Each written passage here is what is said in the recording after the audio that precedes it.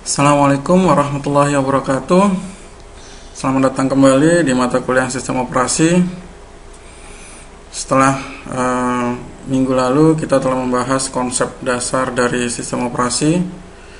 Untuk pertemuan kali ini kita akan lanjutkan materi kita, yaitu karakteristik dari sistem operasi.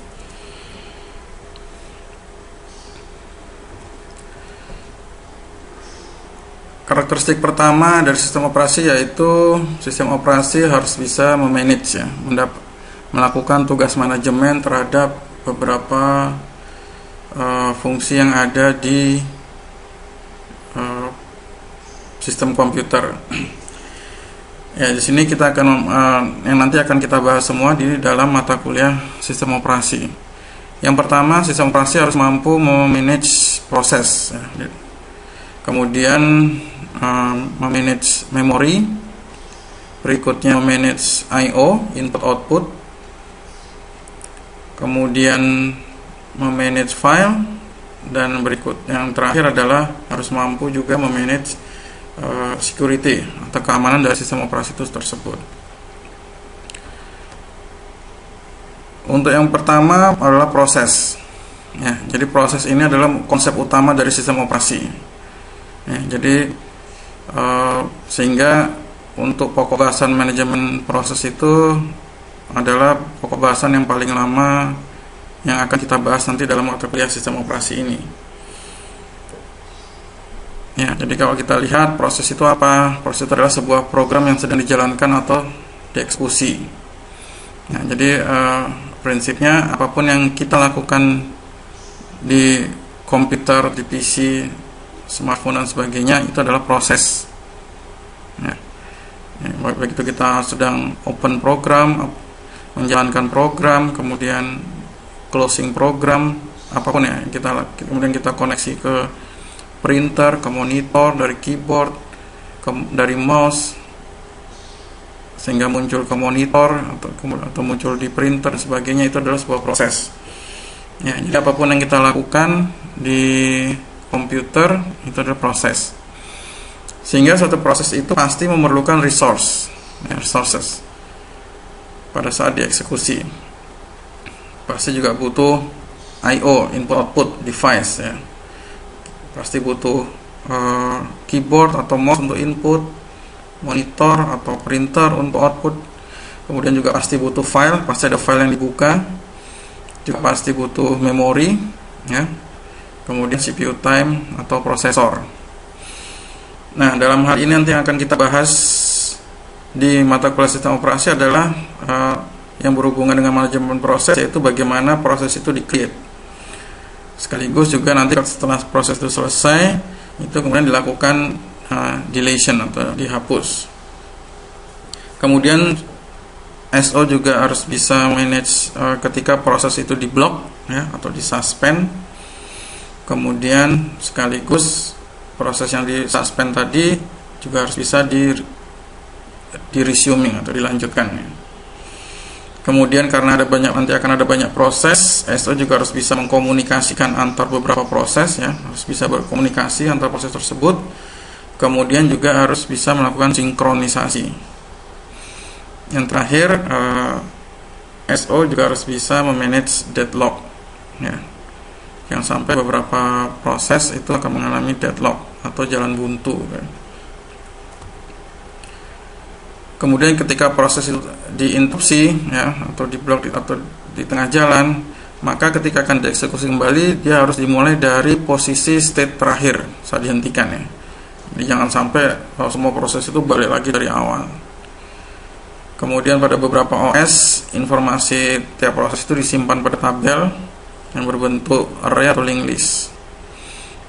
Ya, nanti akan kita bahas di materi berikutnya, ya, tentang manajemen proses, bagaimana mekanisme penciptaan proses, ya. Sekaligus ketika selesai bagaimana mekanisme penghentian proses. Kemudian suatu proses itu bisa dikatakan sebagai parent, ya, ketika proses itu bisa menciptakan proses baru, ya. Dan proses baru itu disebut child. Jadi sehingga child proses itu adalah hasil penciptaan dari parent. Kemudian child proses tadi bisa menciptakan proses baru lagi di bawahnya. Ya, jadi misalnya seperti ini. Misalnya kita di A ada proses open MS Word misalnya. Kemudian kita melakukan proses pengetikan di B misalnya. Atau kita membuka 2 atau 3 dokumen sekaligus, ya, B, C, dan D. Kemudian dari B kita melakukan editing. Kemudian proses C kita melakukan proses cetak atau print, ya. Proses D misalnya kita melakukan proses yang lain. Jadi dalam satu proses itu bisa meng-create 3 proses baru, yaitu B, C, dan D. B, C, dan D bisa disebut sebagai child. Kemudian B bisa lagi menciptakan proses baru lagi di bawahnya, yaitu E, F, dan G, dan seterusnya. Sehingga nanti akan ada ID, ya, ID proses, yaitu user ID untuk yang sebagai parentnya.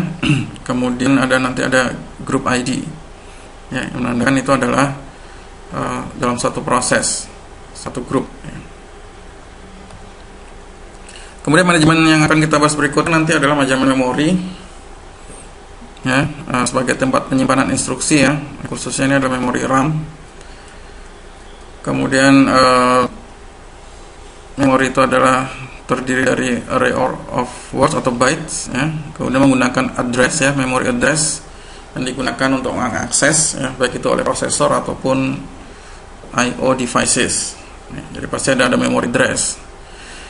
Umumnya bersifat memori itu bersifat volatile, ya, tidak permanen. Jadi dia hanya tempat singgah selama komputer itu nyala. Jadi ketika komputer itu mati, maka ya isi yang ada di RAM itu atau main memory itu akan hilang. Nah, yang akan kita pelajari atau kita bahas di manajemen memori nanti yaitu bagaimana SO melacak pemakaian memori.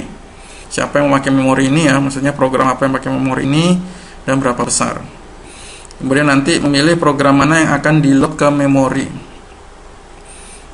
Nah, jadi kalau kita nginstal suatu aplikasi, ya, di hard disk, itu ketika kita menjalankan misalnya .exe-nya, maka itu tidak semua seluruh aplikasi yang kita install itu ditaruh di RAM, ya, sebelum ditampilkan ke user. Biasanya akan ada beberapa program saja yang di-load ke memori, ya. Oh ya, jadi nanti prinsipnya di sini adalah apapun yang dikerjakan oleh prosesor, ya, atau dilakukan oleh sebuah proses itu pasti akan mampir dulu ke memori, ke RAM, ya. Jadi tidak mungkin kita ngetik dari keyboard langsung muncul ke monitor. Nah, itu pasti apapun yang kita lakukan di sistem komputer itu pasti mampir ke memori, ya. Nah, itu supaya teman-teman jelas, apapun yang kita lakukan, kita ngetik dari keyboard muncul ke monitor itu pasti lewat memori. Kita save file ke hard disk itu pasti mampir dulu ke memori, ya. Kemudian ya kita lanjutkan untuk manajemen memori yang kita bahas. Berikutnya adalah mengalokasikan memori fisik untuk program. Jadi program A nanti ditaruh di address nomor berapa, ya. Kemudian program B taruh di memory address nomor berapa. Nah, nanti sehingga bagaimana mengalokasikannya supaya nanti tidak banyak tempat-tempat yang kosong, gitu, ya. Jadi ini sama seperti ketika kita mendevak hard disk itu, ya. Jangan sampai ada tempat-tempat yang bolong yang tidak tidak ditempati. Kemudian sekaligus dealokasi ketika aplikasi tersebut atau program tersebut sudah tidak dipakai lagi, maka dia harus wajib dihilangkan dari memori. Itu berikutnya adalah I/O. Kita sering sebut device manager, ya, kalau di Windows. Kita lihat device manager kita apa aja hardware kita yang terinstall di sistem komputer kita, yang menyediakan driver biasanya, ya. Kalau zaman dulu kita nginstal harus ada drivernya. Kalau sekarang sih umumnya khususnya Windows, ya, Windows mengklaim sudah bisa, khususnya Windows 10 mengklaim sudah mempunyai driver 98%, ya, seluruh hardware yang ada di yang tersedia di pasaran, gitu, ya. Jadi sebetulnya kita tidak perlu lagi menginstal drivernya. Ya, kenapa kita harus ada driver ya, supaya ada operasi seragam ya antara input dan output. Misalnya read file ya, operasi sama read file itu harus sama di hard disk, mau di flash disk. Hard disknya keluaran Seagate atau Warner dan sebagainya, CD-ROM produksinya siapa, floppy disk, itu semua cara reading filenya sama ya, sehingga ya, itu perlu ada interface driver untuk menyeragamkan operasi I/O. Kemudian nanti yang kita bahas adalah komponen-komponen untuk yang ada di sistem I/O. Pertama adalah buffer ya. Beberapa I/O memiliki buffer ya, tempat menampung sementara data, misalnya hard disk. Hard disk itu ketika kita saving file itu tidak semerta langsung ditaruh di dalam hard disk ya. Dia akan mampir dulu ke buffernya hard disk. Demikian juga ketika kita ngambil file dari hard disk, itu hard disk tidak langsung tampil di memori atau monitor, dia akan mampir dulu ke buffernya hard disk tersebut. Kemudian spooling ya, untuk melakukan scheduling antrian. Spooling ini lebih kita kenal ya, sering kita jumpai itu dalam fungsi printer ya, fungsi print. Kemudian menyediakan driver untuk dapat melakukan operasi lebih detail ya, untuk hardware ya. Biasanya ketika kita pengen mengkonfigurasi lebih detail, misalnya VGA, Windows sudah menyediakan driver untuk VGA yang kita pakai, tapi biasanya adalah fungsi umum. Ketika kita ingin mengkonfigurasi lebih detail lagi ya, misalnya penggunaan 3D, resolusi dan sebagainya ya, kita perlu menginstal atau mencari driver dari bawaan VGA tersebut. Untuk file ya, mungkin teman-teman tiap hari hampir memakai ini ya. File itu tidak terlalu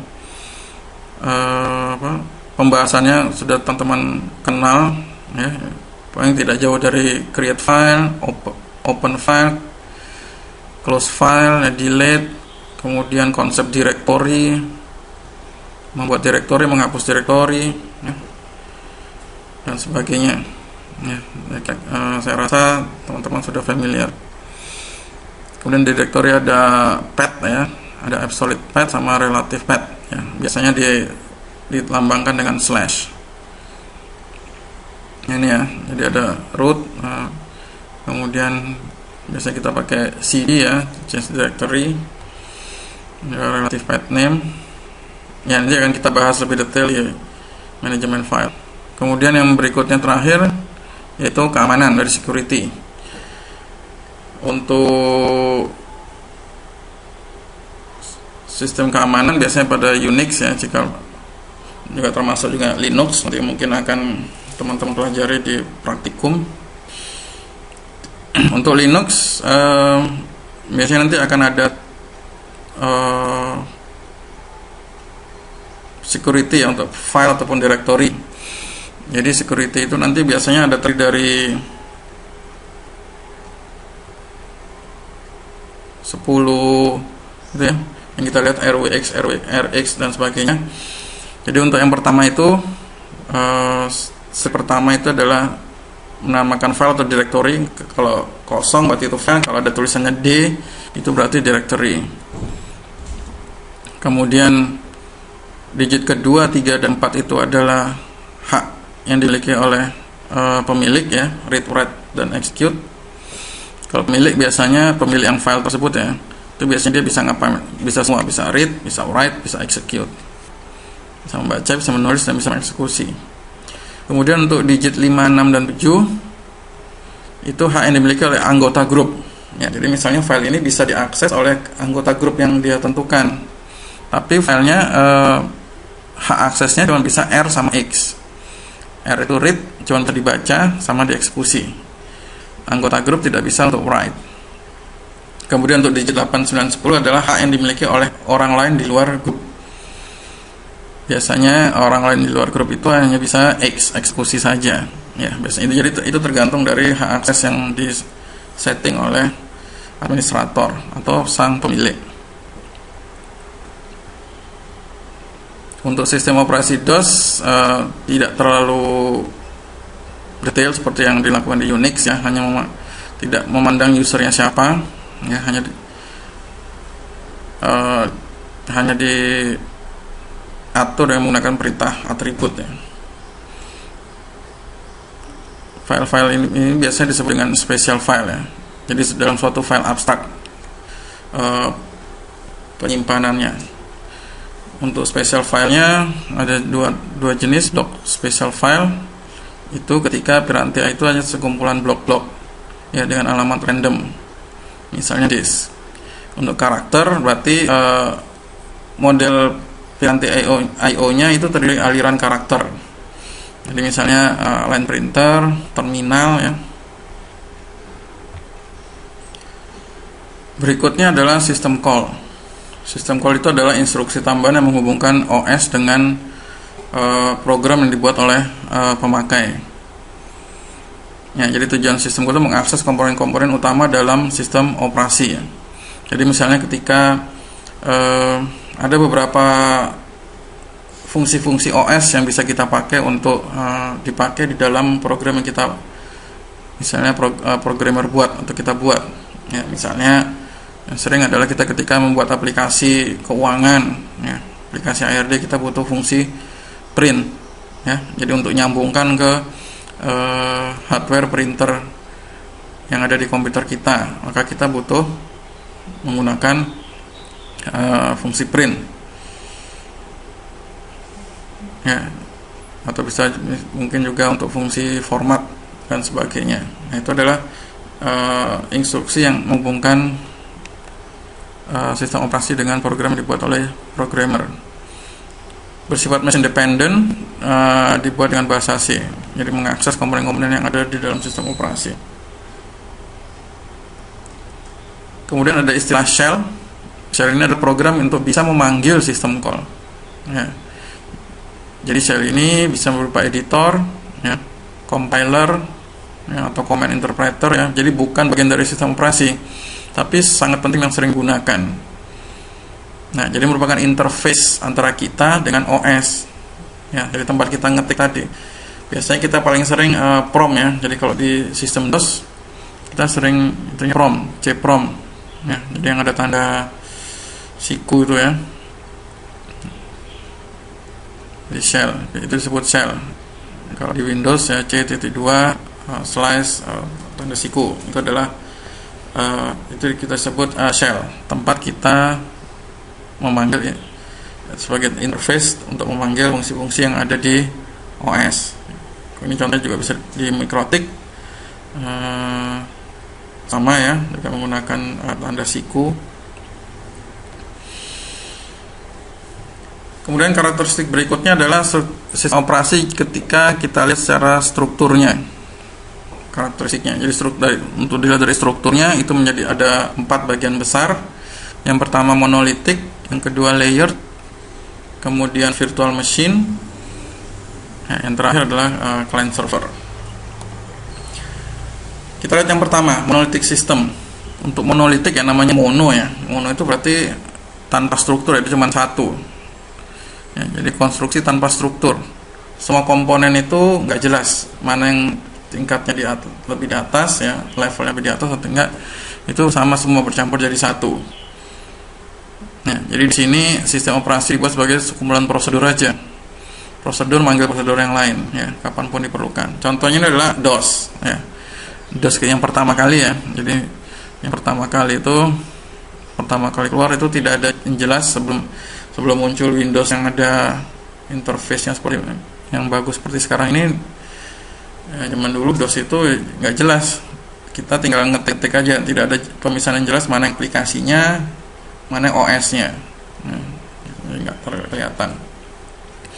Jadi misalnya seperti ini, ada 3 prosedur dibagi menjadi 3 fungsi prosedur ya, meskipun prosedur ini levelnya sama. Ada yang bertugas sebagai main prosedur, ada yang service prosedur, sama utility prosedur. Ya, misalnya berawal dari atas ya, main prosedur. Jadi ini tempat kita melakukan request ya. Jadi kita pengen ngapain, fungsi apa, service apa yang pengen kita lakukan. Misalnya format, maka main prosedur akan memanggil service prosedur yang di bawahnya, yaitu service format misalnya. Nah, di sini dia fungsi ini berarti dia memanggil prosedur mana yang harus diaktifkan. Ya, kemudian dia memanggil salah satu di bawahnya yang berikutnya adalah utility prosedur. Nah, ini adalah program paling dasarnya untuk mengendalikan sistem komputernya. Jadi format berarti ya fungsi format tadi mengakses device hard disk misalnya. Atau kalau misalnya kita save file atau mengambil file, berarti kita mengambil data dari hard disk. Ya, dan sini kita bisa kalau kita lihat antara service dan utility ya bisa saling memanggil gitu ya. Ya, jadi di sini monolitik tanpa struktur. Yang berikutnya adalah sudah menggunakan layer. Ya, dikembangkan pertama kali tahun 68, sudah menggunakan beberapa lapisan. Tapi di sini ada beberapa lapisan atas hanya bisa memanggil lapisan di bawah. Ya, nggak bisa lapisan bawah memanggil ke atas, sebaliknya nggak bisa. Makin ke bawah lapisannya mendekati hardware. Ya, jadi kalau misalnya seperti ini, layer 5 sampai layer 0 ke bawah. Layer 5 itu kita operatornya, user, sampai ke layer 0 itu mendekati hardware, itu prosesornya.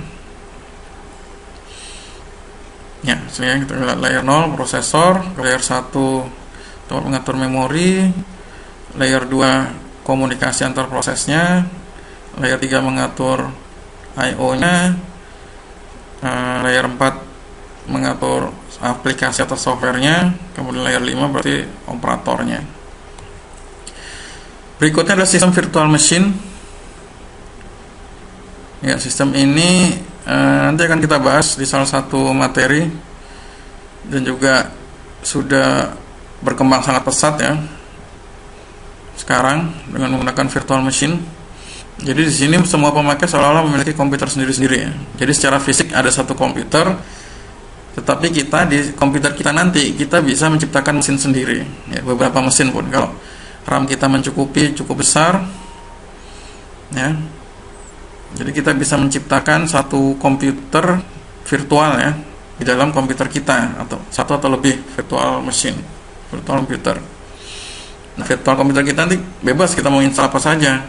Meskipun laptop kita Windows, nanti kalau kita pengen menginstal Linux atau belajar menginstal Linux, kita bisa pakai virtual machine ini. Sebelumnya dikembangkan sudah mulai tahun 79 ya, pengembangannya, tapi mulai berkembang pesat ini ada 10 tahun terakhir ini. Ya, jadi dia satu komputer kita sharing ya. Sharing ya, misalnya RAM kita 4 GB, berarti kita share 2 GB buat Windows kita, nanti 1 GB bisa kita ciptakan request mesin, 1 GB lagi dan sebagainya. Ya, setiap virtual machine identik dengan hardware sebenarnya ya, dan dapat menjalankan sistem operasi apapun. Cocok bagi kalian yang ingin belajar menginstal OS baru ya. Berikutnya model client server. Ini memang paling umum dilakukan sekarang ya. Semakin besar OS, semakin besar fungsi komputer itu sendiri ya. Sekarang kita sudah memakai internet, beberapa jaringan dan sebagainya, otomatis SO juga bisa dipakai untuk model client server ya. Server jalan dalam user mode ya. Kemudian di sini menggunakan kernel sebagai fungsi untuk menangani beberapa komunikasi antara client dan server. Ya, kalau kita lihat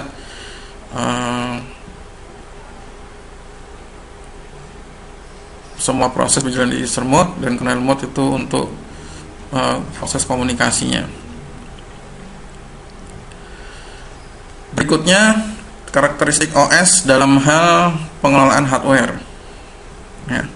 Ada beberapa cara pengelolaan hardware yang dilakukan oleh OS. Kita lihat dari teknik yang paling awal ya, atau paling jadul ya, yang paling awal perkembangan. Pertama kita lihat single job. Namanya single job berarti CPU cuma bisa mengeksekusi satu job saja ya, jadi satu perintah enter, eksekusi, keluar output ya, satu perintah di enter, dieksekusi, keluar output dan sebagainya. Ya, jadi ini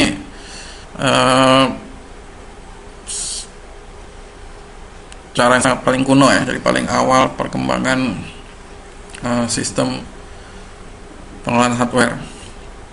Kemudian berkembang ke batch processing. Ya, namanya batch itu adalah kumpulan di grup ya. Job-job atau perintah-perintah dikumpulkan dalam satu grup. Ya. Kemudian setelah terkumpul dalam satu grup, maka grup itu dieksekusi secara urut.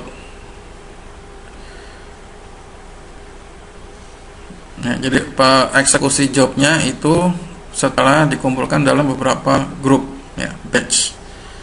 Kemudian baru CPU mengeksekusi, misalnya kalau satu grup itu ada 10 job atau 10 perintah, maka grup itu dieksekusi, job-job yang 10 yang ada dalam grup tersebut dieksekusi secara urut.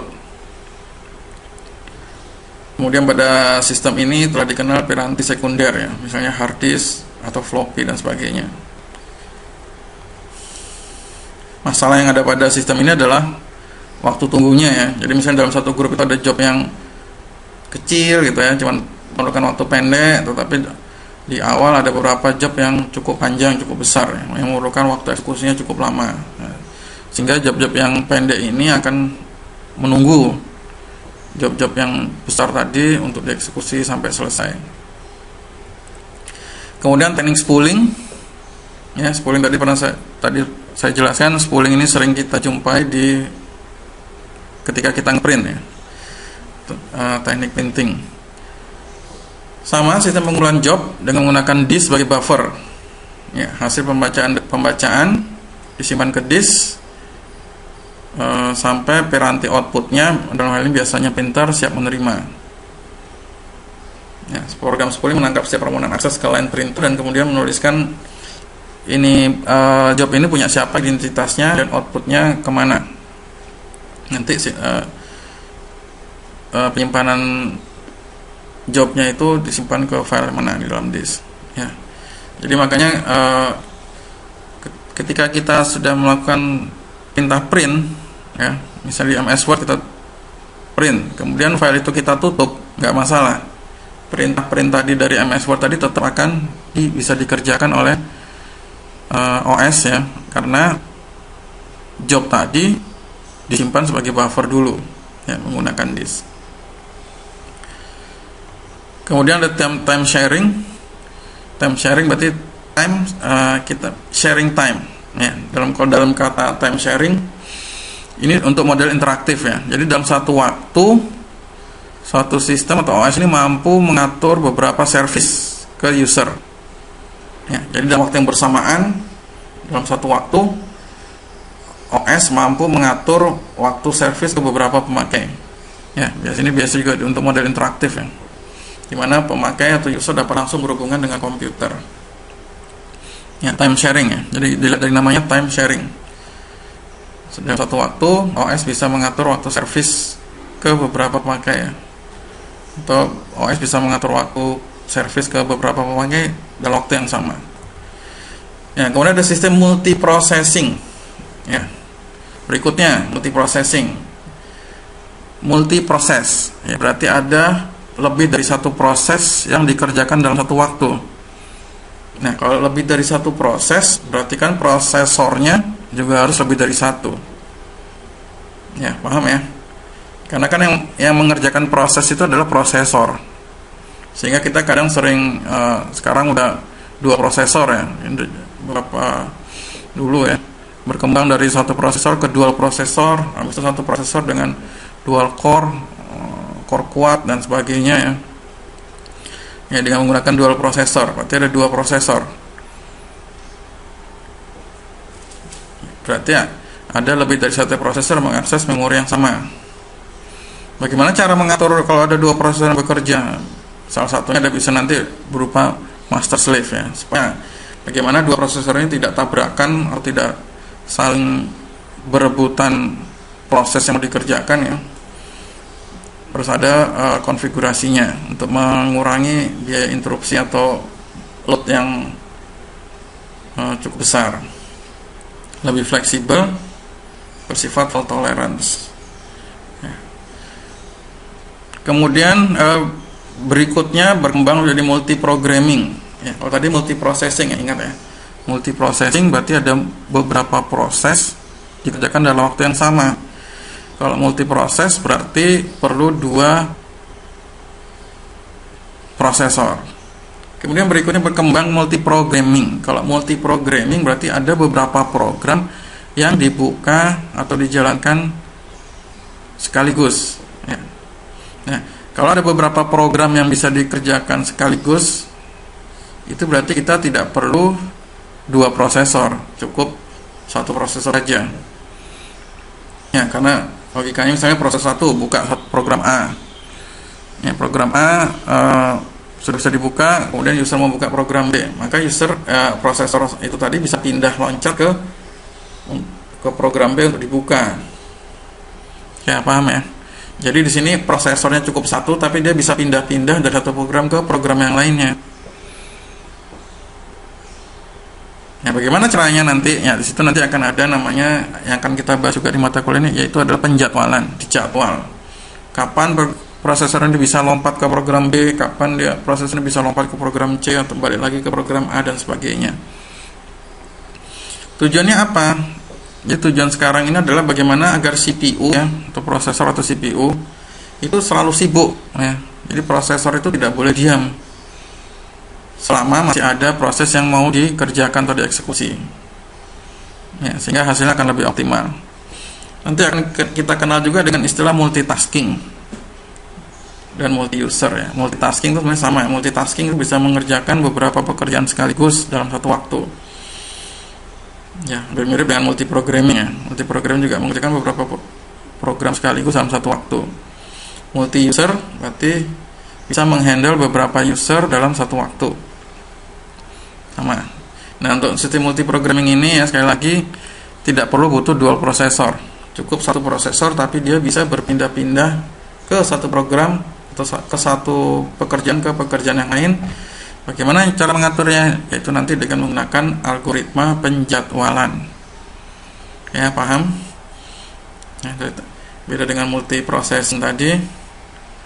Kalau multiprocessing ada 2 proses berjalan sekaligus, otomatis dia harus punya 2 prosesor. Terakhir, sistem real time. Real time itu apa yang dikerjakan itu harus hasilnya adalah real time saat itu juga. Misalnya itu biasanya digunakan untuk menghandle hardware-hardware yang ada di aplikasi industri.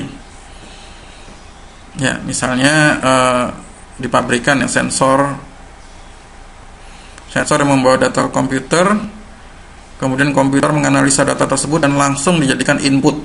Ya. Langsung sensor itu dimodifikasi sesuai analisa data tadi ya. Nah, paham ya? Jadi kalau di pabrikan itu kan ketika kita ingin memproses sesuatu itu sensor atau alat itu harus dikonfigurasi ya dengan sistem real time ya. Jadi contoh seperti ini, dari sensor tadi membawa data, kemudian dianalisa data tersebut, kemudian otomatis sensor tersebut diatur penyesuaiannya sesuai yang diinginkan sehingga menjadikan sensor input. Baik, saya rasa itu untuk materi pertemuan kali ini ya, beberapa karakteristik dari sistem operasi yang nanti insya Allah akan kita bahas di masing-masing tadi di beberapa pertemuan mata kuliah sistem operasi selanjutnya. Baik, terima kasih atas waktu dan perhatiannya. Semoga bermanfaat dan menjadi ilmu. Mohon maaf apabila ada salah-salah kata. Wabillahi taufiq wal hidayah. Wassalamualaikum.